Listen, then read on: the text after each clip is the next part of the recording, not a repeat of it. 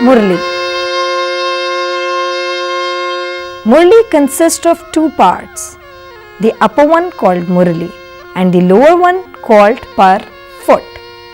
The upper part is made up of dried and hollowed gourd which serves as the main sound chamber. The lower part consists of two reed pipes joined into a double barrel form.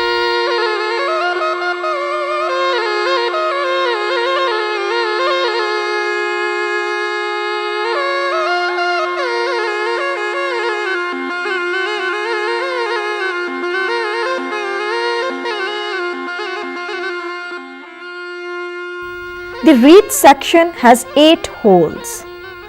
Wind is blown by mouth into the murli by the upper portion. And to produce music, the sound is regulated by adjusting fingertips on the holes of the reed pipes. This instrument is called murli in Sindh and punji in other parts of Pakistan. It is commonly recognized for its popular use by snake charmers throughout South Asia.